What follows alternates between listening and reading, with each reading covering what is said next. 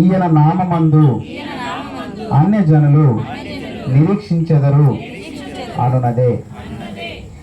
ఈ వచనాలన్నీ కూడా ప్రభువైన యేసుక్రీస్తు గురించి తండ్రి అయిన దేవుడు పలుకుతున్న మాటలు.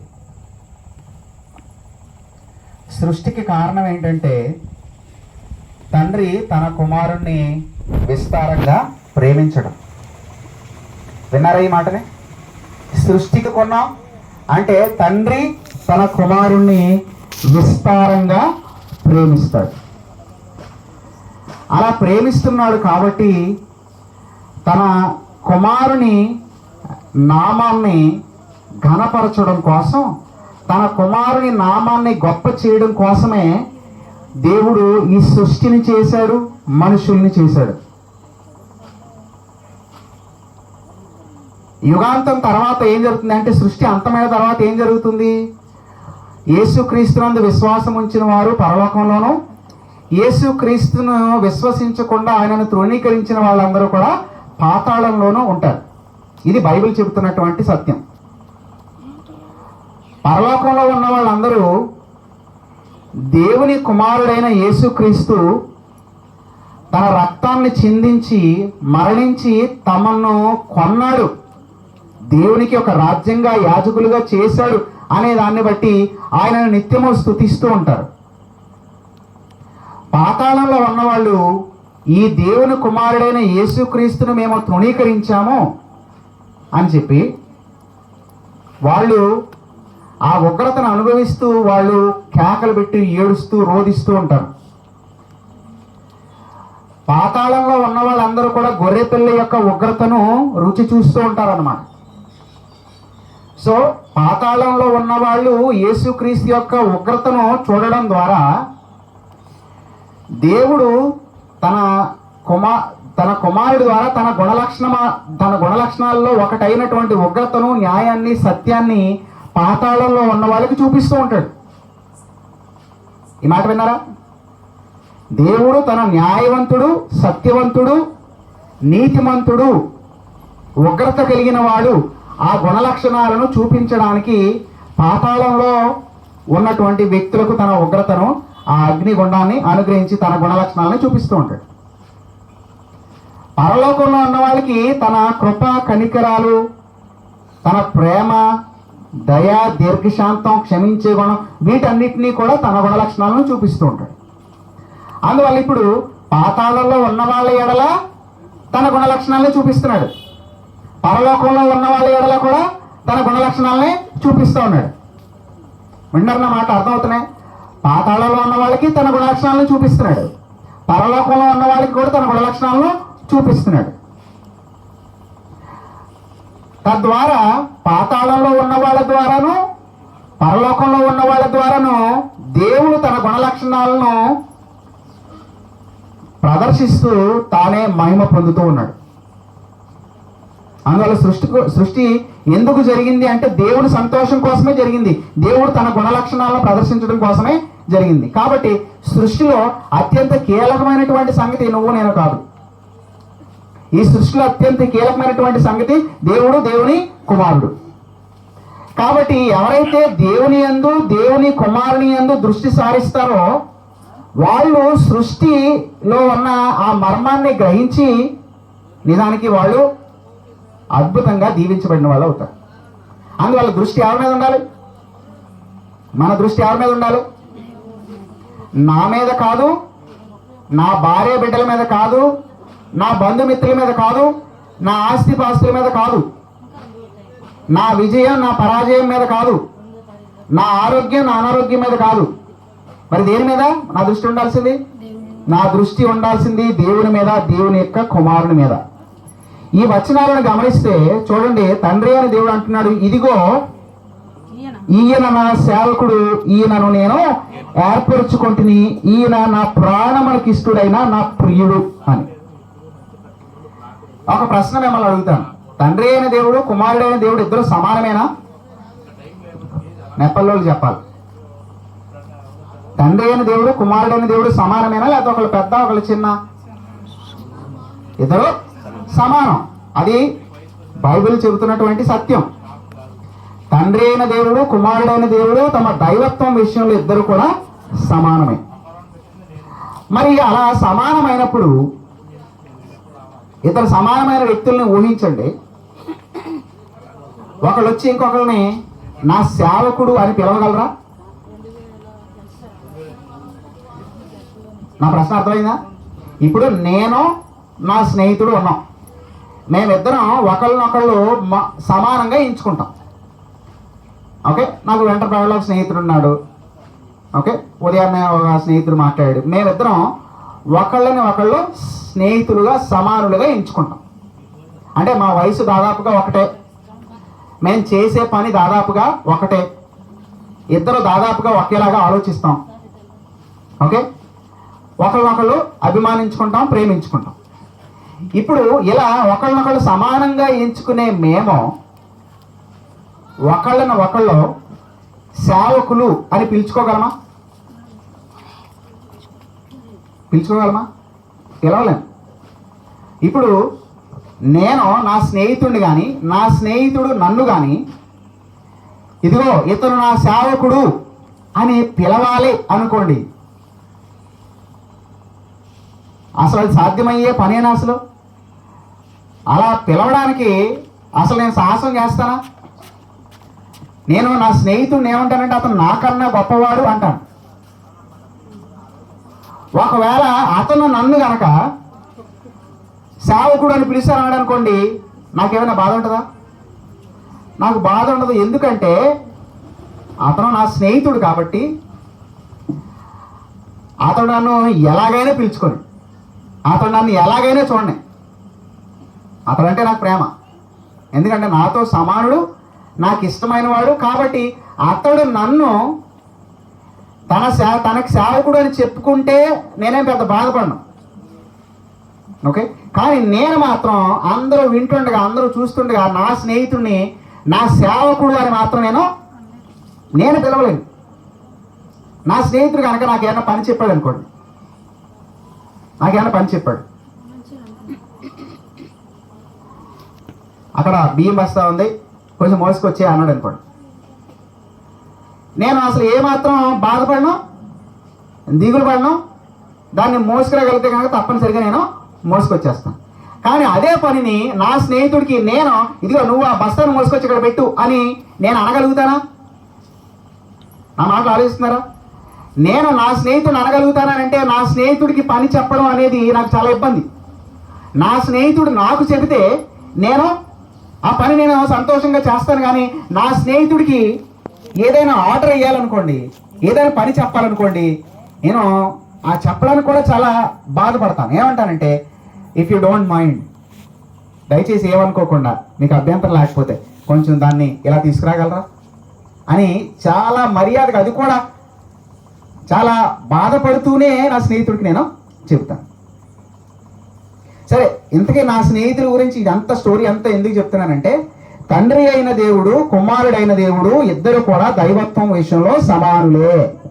అందులో మనకి ఎలాంటి సందేహాలు వాక్యంలో చూస్తే మనకు లేవు. ప్రభువైన యేసుక్రీస్తు యోహాను సువార్త 10వ అధ్యాయం అన్నాడు, నేను నా తండ్రి ఏకమై ఉన్నాము అన్నాడు. ఏమన్నాడు? నేను నా తండ్రి ఏకమై ఉన్నాము అన్నాడు.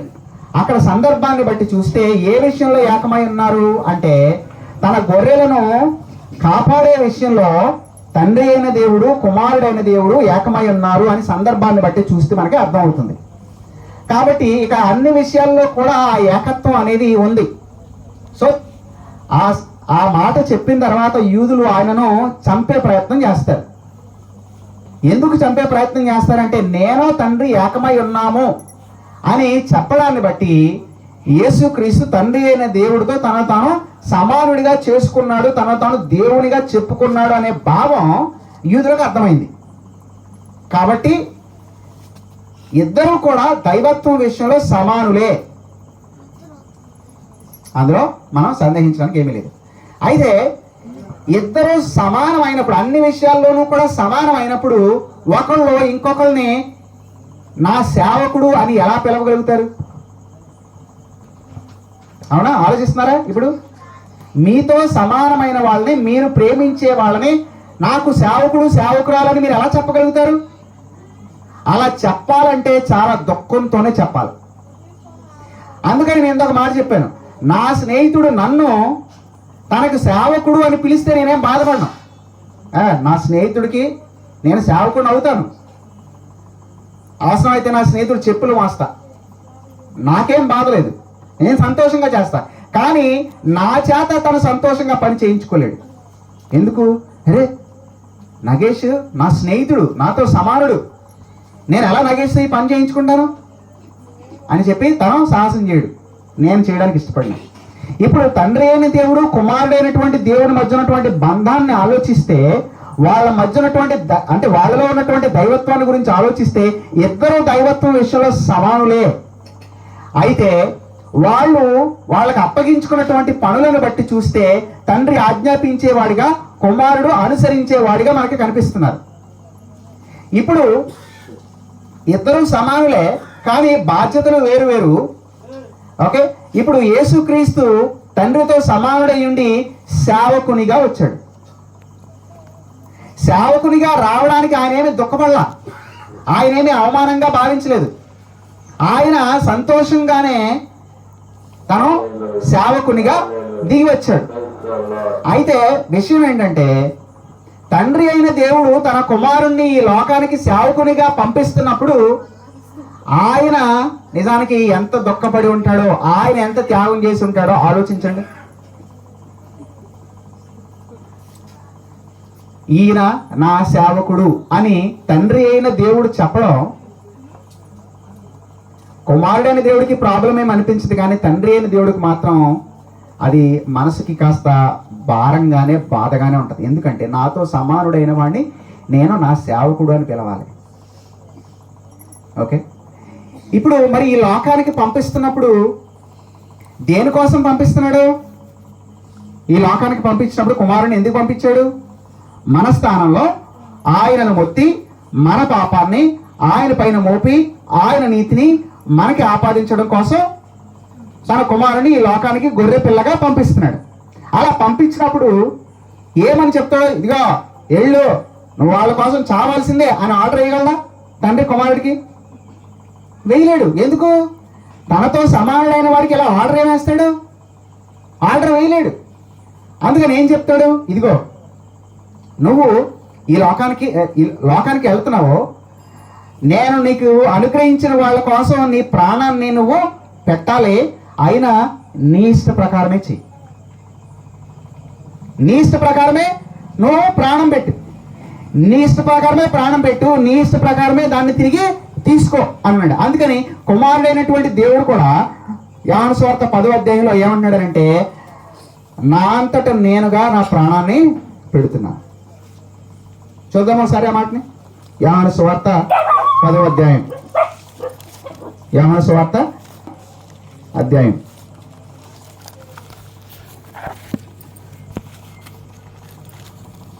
పెట్టుచున్నాను, దాన్ని పెట్టుటకు నాకు అధికారం కలదు, దాన్ని తిరిగి తీసుకున్నటకు నాకు అధికారము కలదు, నా తండ్రి వలన ఈ ఆజ్ఞ పొందుతుంది. ఇక్కడ చూసారా ఆఖరిలో ఈ ట్విస్ట్ చూసారా? అంతటా నేనే పెడుతున్నాను, ప్రాణం పెడుతున్నాను అన్నాడు. అన్న తర్వాత ఇక్కడ ఏమన్నాడు? ఎవడనూ నా ప్రాణం తీసుకోడు. యేసుప్రభుని ఎవరు చెప్పారు? ఎవరు వచ్చేసి ఆయనకి ఇష్టం లేకుండా ఆయన్ని చంపేయలేదు. అది మనం ఆరంభం నుంచి కూడా చూస్తాం. ఆయన తనంతట తానుగా వెళ్ళి వాళ్ళకి అప్పగించుకున్నాడు. ఓకే, ఇక్కడ ఏమంటున్నాడంటే, ఎవడనూ నా ప్రాణం తీసుకోడు, నా అంతట నేనే దాన్ని పెడుతున్నాను. ఎవరు బలవంతం మూలంగానే యేసు ప్రాణం పెట్టలేదు, తనంతట తానుగా ఇష్టపూర్వకంగా తన ప్రాణాన్ని పెట్టాడు. దాన్ని పెట్టడానికి నాకు అధికారం ఉంది, దాన్ని తిరిగి తీసుకోవడానికి కూడా నాకు అధికారం ఉంది, నా తండ్రి వల్ల యాజ్ఞను పొందాను. ఇక్కడ ఈ మాటకు అర్థం ఏంటి? దాన్ని పెట్టడానికి నాకు అధికారం ఉంది, దాన్ని తిరిగి తీసుకోవడానికి నాకు అధికారం ఉంది, నా తండ్రి వల్ల ఈ ఆజ్ఞను పొందాను అంటున్నాడు. ఏంటి అంటే ఏంటంటే, ఈ లోకానికి పంపించేటప్పుడు ఇదిగో నీకు సర్వాధికారాన్ని నేను ఇచ్చాను. తండ్రి అయిన దేవుడు కుమారుడికి సర్వాధికారాన్ని ఇచ్చాడు. సర్వాధికారాన్ని ఇచ్చి, ఇదిగో నువ్వు ప్రాణం పెట్టడం నీకు ఇష్టమైతే ప్రాణం పెట్టు, నీకు ఇష్టమైనప్పుడు నీ ప్రాణాన్ని తిరిగి తీసుకో, నీ ఇష్ట ప్రకారమే చెయ్యి అన్నాడు. అంతే తప్ప ఆర్డర్ వేసి నువ్వు వెళ్ళు, నువ్వు చావు, నీకు ఇష్టం లేకపోయినా చావాలంతే, నాకు ఇష్టం వచ్చినప్పుడు నేను తిరిగి లేపుతా అనే ఆర్డర్లు ఏమీ తండ్రి అయిన దేవుడు కుమారుడికి పాస్ చేయలేదు. ఎందుకంటే తండ్రి కుమారుడు ఇద్దరు కూడా సమానం కాబట్టి తనకు సమానుడైనటువంటి కుమారుణ్ణి, ఇది ఒక క్రూరుడైనటువంటి యజమాని తన దగ్గర పనిచేసేటటువంటి ఒక పనుడిని ఆర్డర్ వేసిన విధంగా తండ్రి అయిన దేవుడు కుమారుడైనటువంటి దేవుడికి ఆర్డర్లో వేయలేడు. ఓకే, కాబట్టి ఇప్పుడు యేసుక్రీస్తు ఈ లోకంలో మనలాంటి ఒక మానవుడిగా జన్మించడం అనేది కుమారుడైన దేవునికి సంతోషమే. కానీ నిజానికి బాధ ఎవరిది? నిజానికి త్యాగం ఎవరిది? తండ్రి అయిన దేవుడికి. ఎందుకంటే కుమారుడు తండ్రిని ప్రేమిస్తున్నాడు కాబట్టి తండ్రి మాటను బట్టి సంతోషంగా సేవకుడుగా వచ్చేస్తాడు. కుమారుడు తండ్రిని ప్రేమిస్తున్నాడు కాబట్టి సంతోషంగా త్యాగం చేయడానికి, అవమానాలు భరించడానికి వచ్చేసాడు. కానీ ఇప్పుడు కుమారుడు అయితే తండ్రి సంతోషాన్ని చూసి తన ఈ లోకంలో శ్రమలన్నీ కూడా భరించేస్తున్నాడు. కానీ తండ్రి బాధని ఎవరికి చెప్పుకోవాలి? మీకు అర్థమైందా? మీరు ఫాలో అవుతున్నారా? ఇప్పుడు కుమారుడు తండ్రి చెప్పాడని చెప్పి తండ్రి మీద ప్రేమతో త్యాగం చేసేస్తున్నాడు. కానీ తండ్రి తనకు సమానుడైన వాణ్ణి, పైగా మత్తయి సువార్త 12 ఏమన్నా అంటే ఈయన నా ప్రాణమునికి ఇష్టడైన నా ప్రియుడు అన్నాడు. అంటే తన ప్రాణానికి అత్యంత ఇష్టడైనటువంటి తన కుమారుడు ఒక సేవకుడిగా ఈ లోకానికి వస్తున్నప్పుడు తండ్రి అయినటువంటి దేవుని హృదయం ఎంతగా తప్పించిపోయి ఉంటుందో ఆలోచిస్తున్నారా? ఇప్పుడు నన్ను ఎవరైనా తిట్టినప్పుడు నాకు కలిగే బాధ ఎలా ఉంటుంది? నా కొడుకుని, నా కూతురుని, లేకపోతే నా భార్యని ఎవరైనా అవమానకరంగా మాట్లాడి తిట్టినప్పుడు నాకు ఎలాంటి బాధ ఉంటుంది? నన్ను ఎవరైనా అవమానించినప్పుడు నేను క్షమించగలను. నన్ను ఎవరైనా కష్టపెట్టినప్పుడు వాళ్ళని మరలా నేను వాళ్ళతో సహవాసం చేయగలను. కానీ నా బిడ్డను పస్తులుంచితే నేను తట్టుకోగలనా? నా భార్యను అవమానిస్తే నేను భరించగలనా? నా కూతుర్ని ఎవరైనా టార్చర్ చేస్తే, హింసిస్తే నేను సహించగలనా? లేదు, నేను చేయలేను. ఇప్పుడు క్రిస్మస్లో త్యాగం చేసింది కుమారుడు అని అంటాం వాస్తవమే. ఎందుకనంటే ఆయన దేవదూతల చేత నిత్యము కొనియాడబడాల్సినటువంటి మహిమ స్వరూపి. అవును, కుమారుడు త్యాగం చేశాడు. కానీ నేనేమంటానంటే, ఇది తండ్రిని అయ్యాను కాబట్టి నా కొడుక్కి 13 సంవత్సరాలు, నా కూతురికి 12 సంవత్సరాలు, ఈ 13-14 సంవత్సరాలుగా నేను తండ్రిని అయ్యాను కాబట్టి నాకు అర్థమవుతున్నటువంటి విషయం ఏంటంటే, నా కుమారుడు త్యాగం చేయడం చూస్తే, నా కుమారుడు అవమానాలు పడడం నేను చూస్తే, నా కూతురు ఇబ్బంది పడడం నేను చూస్తే అది నాకు నరకంతో సమానం. నేను చేస్తా. ఇప్పుడు కుమారుడు తండ్రిని చూసి సంతోషంగా త్యాగం చేస్తున్నాడు.